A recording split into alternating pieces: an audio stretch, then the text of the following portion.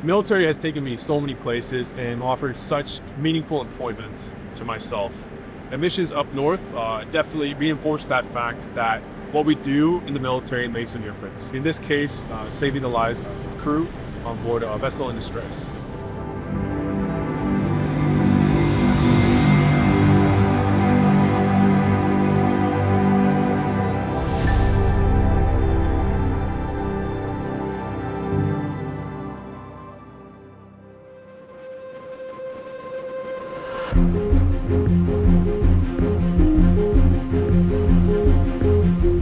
So HarryDe Wolf was involved in Operation Nanook. So we transited all the way north up towards the Northwest Passage, where we actually came to anchor in the vicinity of Erebus and Terror Bay. Sailing up north is very different. A lot less contacts in terms of vessels, however, a lot more icebergs. What was beautiful to see was my first encounter with an ice field, where from our ship to the horizon it seemed there was just an endless, never-ending ice. We carefully navigated our way best we can through this ice field and just to end up on the other side. So I'm a bridge watchkeeper on board HMCS HarryDe Wolf. When we encounter difficult waters such as ice fields, we have a special organization that closes up. It essentially involves everyone of the higher-ups and our navigating officer as well, who gives recommendations on directions of which areas we should go into or which areas we should avoid. Being gone for 6 weeks, that was definitely one of the longer sails that I've been on. It was beautiful to see everything up north. It's truly breathtaking scenery up there.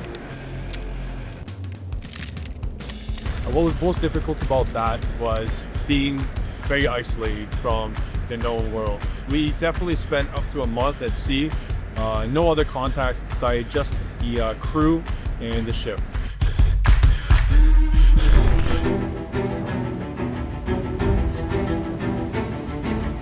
One of the most memorable experiences during Operation Nanook was when the ship and the crew participated in a real-life search and rescue mission. When we were anchored in the vicinity of Erebus and Terror Bay, we received a report from Joint Rescue Coordination Center Trenton that there was a possible vessel in distress that was long overdue, with their home port being Martin Bay.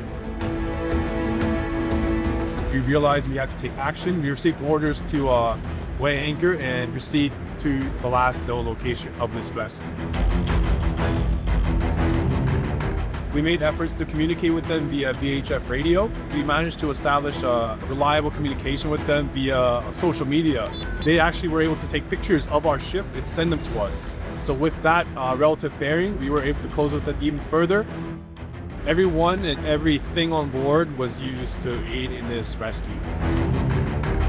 So once we came within the vessel in distress, we launched both our rescue boats, and we were able to navigate both the rescue boats and the ship within a reasonable distance to the vessel, where we were able to embark the 8 crew on board the vessel and take them on board.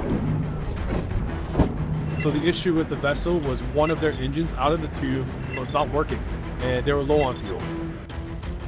So with fuel that we provided, and with Royal Canadian sailors able to sail the vessel astern of the HarryDe Wolf, we were able to slowly but surely bring it back to Arctic Bay safe and sound.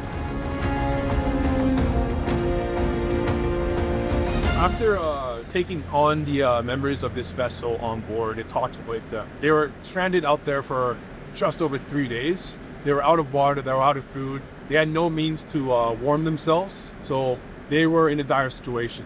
So what they were telling me was a few days longer and most likely they would have started to become in a very difficult spot.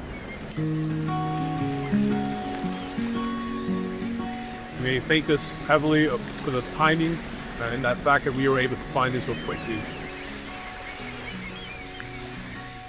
So the major takeaways from Operation Nanook, definitely the fact that our presence up there matters, not just in sovereignty patrols for Canada, but for Canadians up there as well. Any Canadian that needs a landing pad, the fact that we were in a position to be able to help them meant the world to us.